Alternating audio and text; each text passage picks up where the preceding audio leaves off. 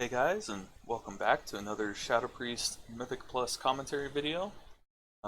This time, got a Spires 16, where I did 7.5k overall DPS. Um, as we all know, it's the Spires of Ascension. Everybody's seen it 100,000 times. So hopefully I can show you, maybe some things. First, I'll pause it right here. First thing I want to mention is this week is Tyrannical Bolstering Storming.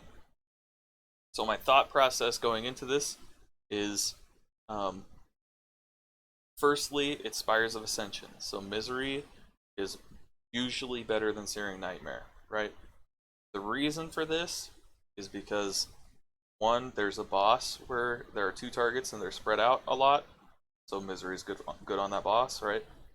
And then two, there are a lot of mobs in here that will jump away and just sit there and throw stuff at you, or they'll dash through somebody and then sit way far away, and you've got like three mobs over here and one mob way over here. And Misery, when you play Misery, you can do damage to all of those mobs. When you play Searing Nightmare, it only does damage to stuff that's close together, right? So that's the reasoning behind Misery being good in Spires of Ascension, is just that there's so much stuff that likes to be away from each other, right? Um, and then, because I'm running Misery, I'm also running Auspicious Spirits for the exact same reason. Shadow Crash and Searing Nightmare are both good in the same situations, right? Shadow Crash is only good when it can hit stuff, right? So when stuff is packed up. Auspicious Spirits just means that because so when you've dotted everything with Misery, the damage that you do to all the stuff that's spread out is through your ghosts, because our dots don't do very much damage when they tick. They do some damage, so some of the damage that you do to stuff is from your dots, but the majority of the damage you do to stuff is from these ghosts that you make, and this talent just makes those ghosts stronger, and it makes them give you more insanity. So that's the reasoning behind those two talents. Everybody runs Death and Madness, so nothing to explain there. And then I'm running Mindbender because I have the Mindbender legendary, and then I'm playing Hungering Void because it's tyrannical, right? That's also why I'm running Naya, and that's also Haunting Apparitions is also contributing to this build, because Haunting Apparitions, at least at 226, makes your spirits do 46% more damage, something like that. So I'm building towards a really high spirit damage build, right? So because it's tyrannical, I'm playing Hungering Void and Naya for more single target damage. So that's the reasoning behind these talents. So okay, so let's get into the key. Um, for some reason, I've noticed if I have any kind of UI element up, and maybe it's not even if I just have a UI element up, every time I start a Spires of Ascension key, I get that thing that pops up. So it popped up right when the key got put in, and then right after the timer finished, it also popped up again. So super annoying. Anyway, so I should be popping all my cooldowns here, Void Form, Mindbender, everything. Except, I'll mention I'm not worried about getting as many rifts as possible from my Mindbender. So I'm not going to be casting, I'm not going to be trying to hit a lot of targets with my rifts, right? I'm mostly going to be I'm looking for damage from my ghosts, right? So do 12.6k right there, which is less than I would be doing if I were running Searing Nightmare or Shadow Crash. One thing that was kind of annoying right there, the tank pulled those ads a little far back on the platform, which means that they're line of sight of me when I'm further down these stairs. Something that would be nice, and what most tanks do, is they just bring them to the front of the stairs right there, so that no matter where you are on the stairs, you've got line of sight. It just means that I have to walk up the stairs versus staying where I was and casting. So right there was a small thing. I was casting Mindseer into three targets, but then one of them died, and I swapped to Mind Flay. It seems small, but it's actually pretty important. Mind Flay gives you 3 insanity for every tick, and Mindseer gives you 1 insanity for everything that it hits per tick. So let's say you're hitting 5 targets with Mindseer. Every time it hits, you'll get 5 insanity. Whereas with Mind Flay, no matter how many targets are in a pack, you're only going to get 3 insanity from it.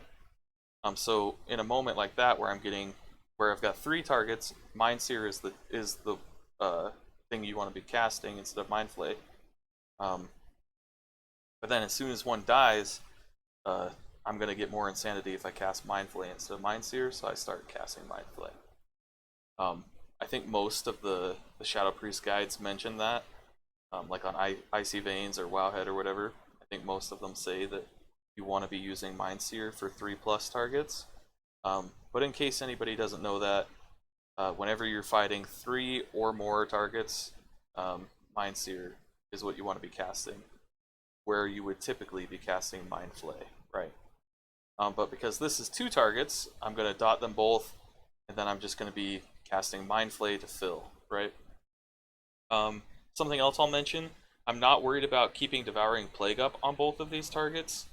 It's really hard to keep Devouring Plague on 2 targets. It's hard to get good uptime. I also get hit by a bunch of tornadoes right here, which is just bad positioning by me.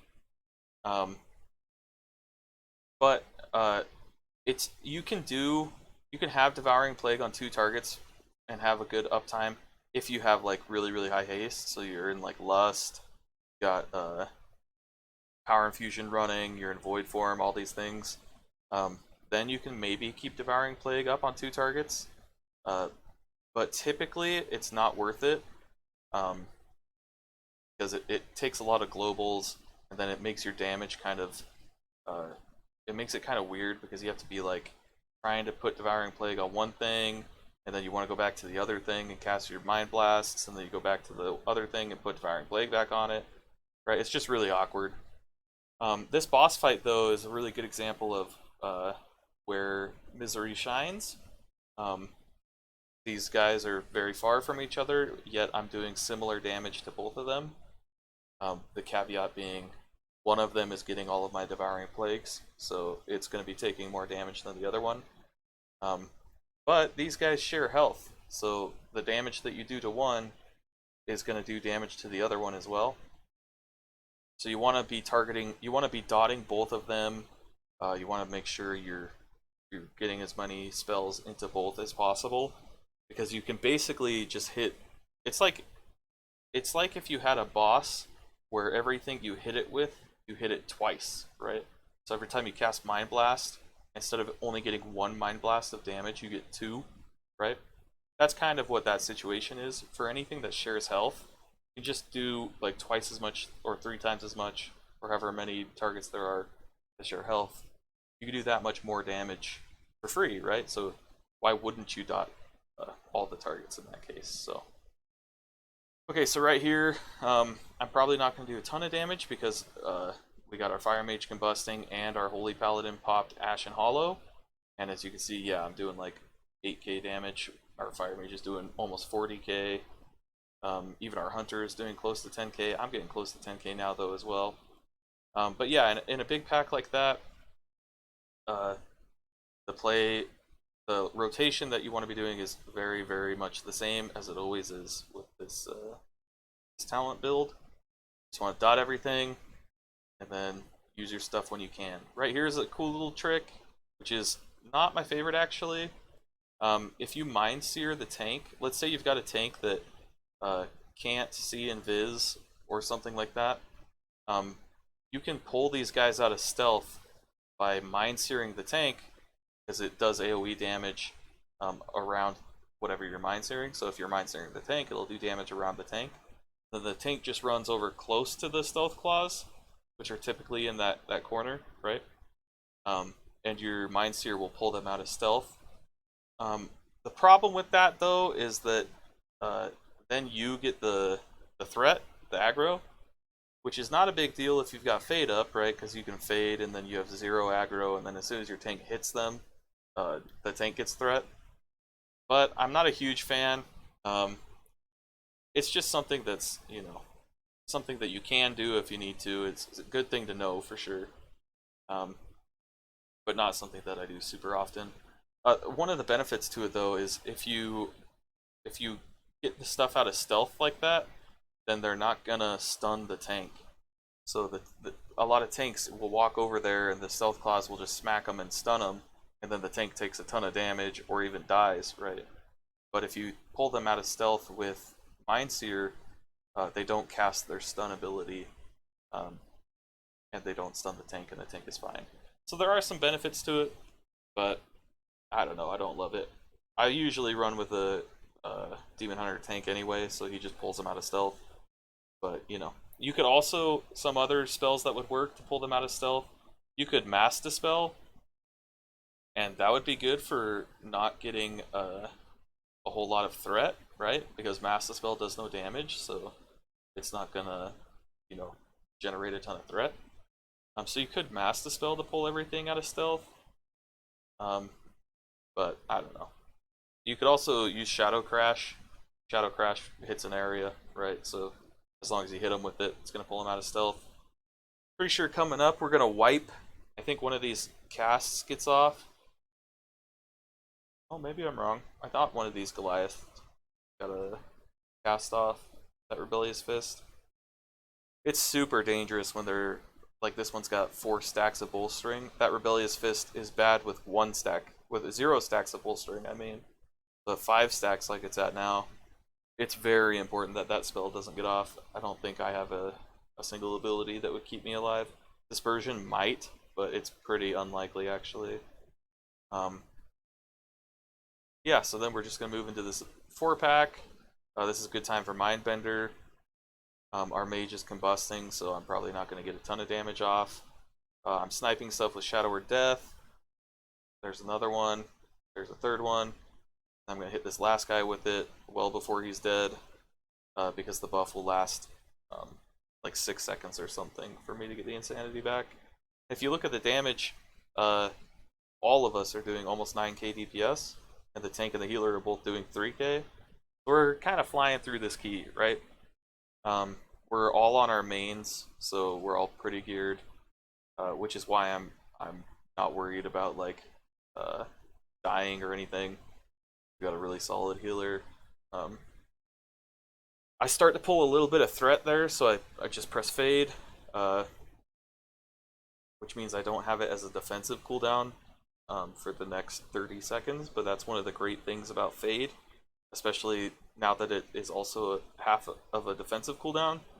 I say half just because it's not a huge amount of damage reduction and it doesn't last very long, but it's also on a really short cooldown.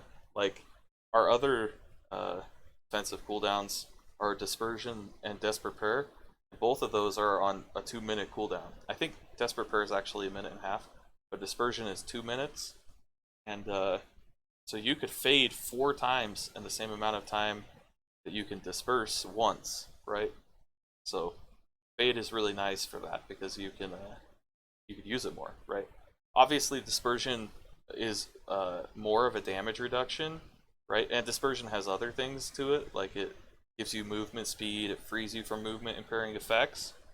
But for anything like where you're going to take damage, a decent amount of damage several times, about every 30 seconds, let's say, fade is really, really good for that. So yeah, so right here, again, where you've got this Goliath that needs to die really quickly. Pretty sure everyone knows. I'm just gonna dot these. I want to make sure I keep all my dots on all 3 of these targets, except for Devouring Plague, which I'm just gonna use on 1 target. This Rebellious Fist is the one that wipes us. I think our mage had his kick up at that point, but everybody else didn't. Our healer says Pog, and then we release and we run back. But because we're, blasting through this key, it doesn't matter so much that we wiped. I think we still 2-chest this. But it's just a 16, and, we're not, like, this is just a weekly key for the Great Vault. So yeah, all my stuff should come off cooldown by the time I get back to there.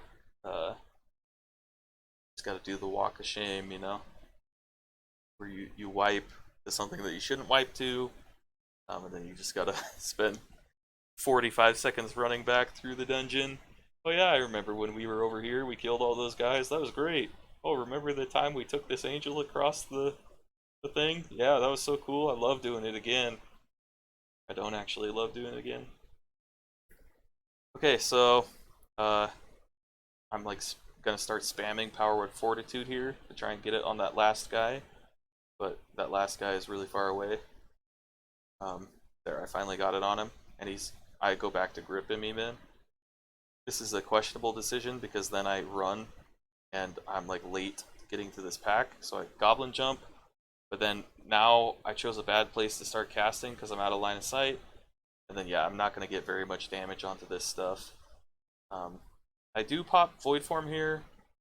Um, maybe not the best decision, although this stuff is going to last a decent amount of time.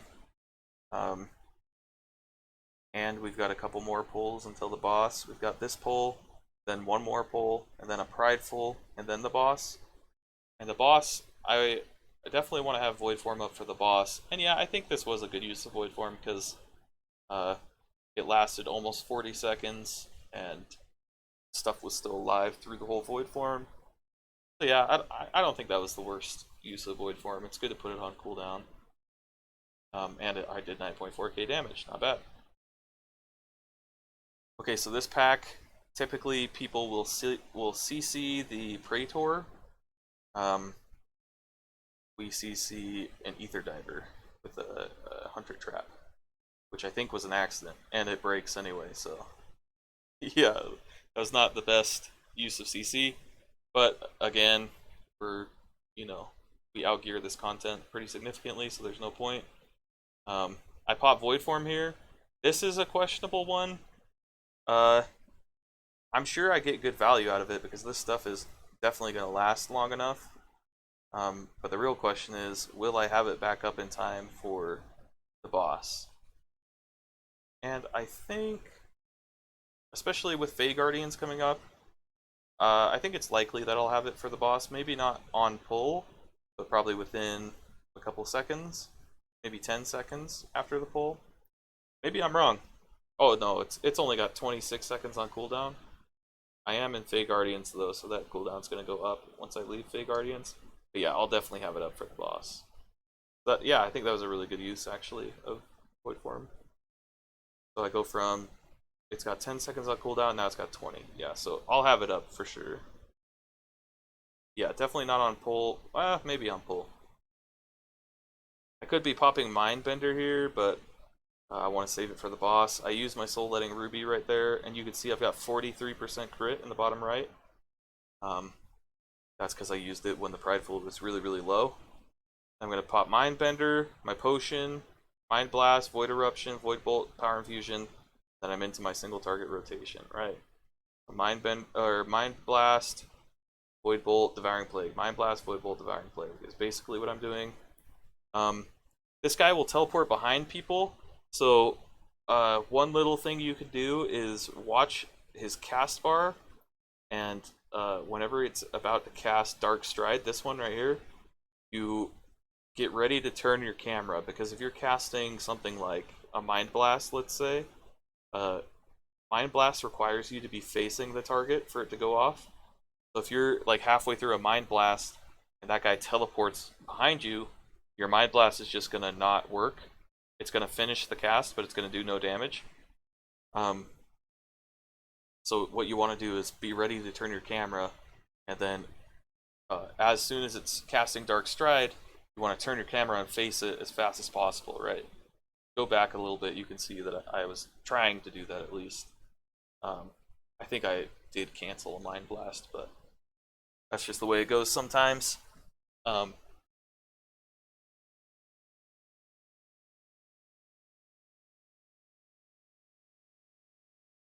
yeah, so this is the Kyrian Airlines, as they like to call them, where we fly across this giant gap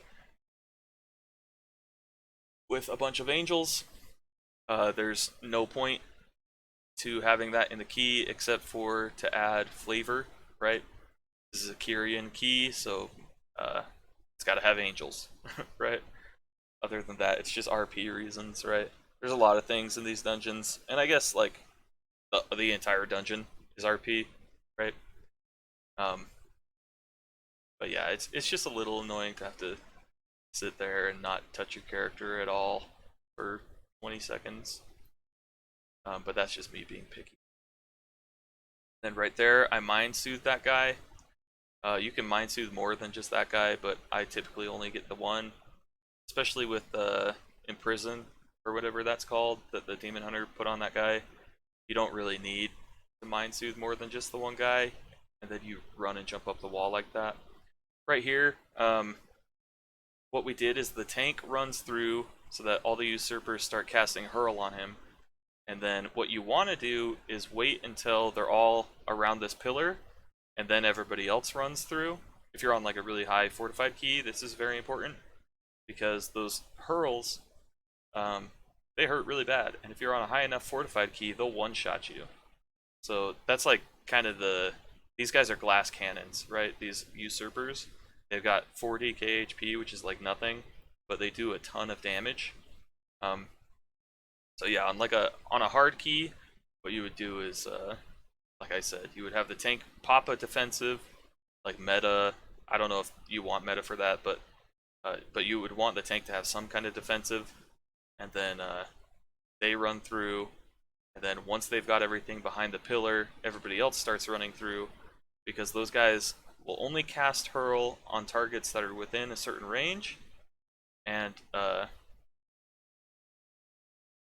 they have to have line of sight of you, right? So that's why you pull them behind the pillar so that they can't see you, and then everybody else can run through, and they will never get targeted by it. It'll only target the tank until you get into line of sight of them.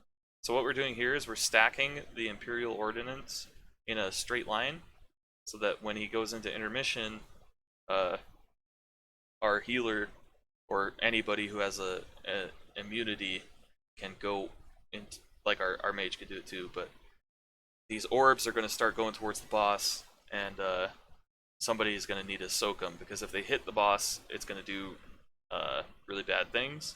He gets like more energy back, I think. So right now he's at 5 energy. I'm pretty sure it gives him energy because he casts what's called recharge. So yeah, recharge anima. They start coming. He's at 0 energy. He starts going up.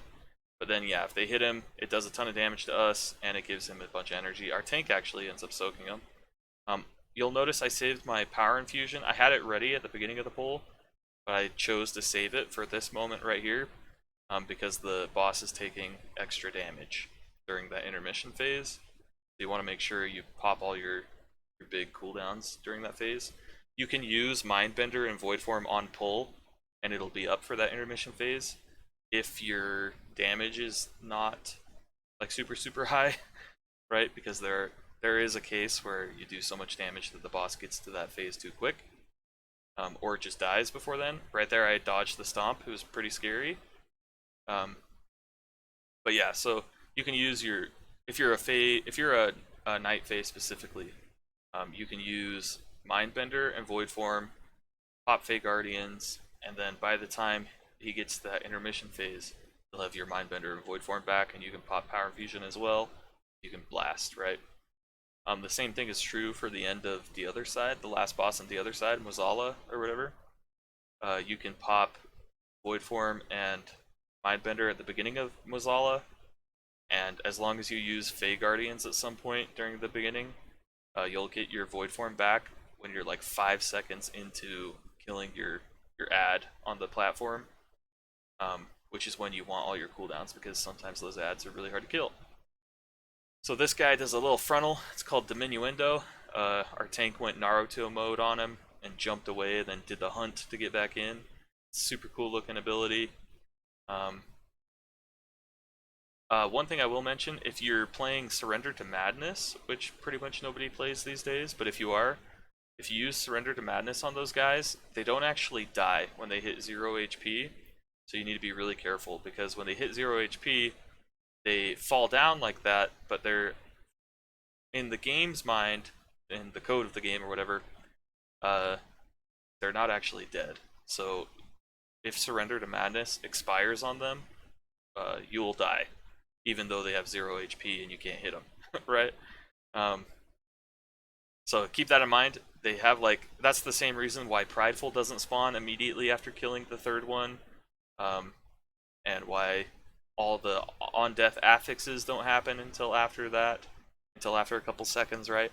So like this Astronos guy, when it hits 0 HP, you'll see it falls to the ground, still alive, still alive, still alive. Now it's dead, right? So it takes a little bit. So if you're playing Surrender to Madness and you use Surrender to Madness on those guys, keep in mind, right, that its health bar is not deciding when you die from Surrender to Madness, right? So pop it later than you typically would, because if you're trying to get 24 seconds of Surrender to Madness value, right, um, that 24 seconds is further away than you think on these guys. See, like right now, Prideful should spawn if that guy was actually dead, but you'll see my stuff is even ticking on it still. And then Prideful spawns, right? That's, like I said, that's because it's not actually dead. Okay, so we're on the last little bit of the dungeon. I pop Fey Guardians just to get some cooldown reduction and some damage reduction, I guess, but it's not important at this point. Then yeah, I'm probably going to save all my cooldowns for the boss, but popping Mindbender here is not a bad idea. It is, at this point, when the Prideful is so low. Oh, actually, I did pop it. Okay.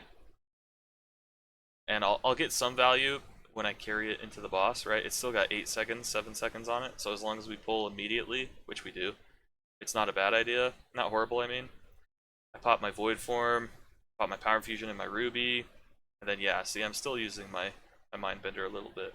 So not horrible, but and then I get this run through thing, and I try to Goblin Jump out of it, but I don't do it in time, and I take a lot of damage.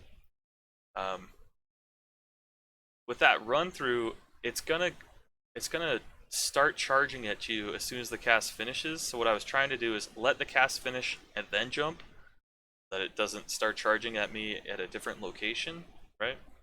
But apparently I was too slow. I was too close to it, maybe.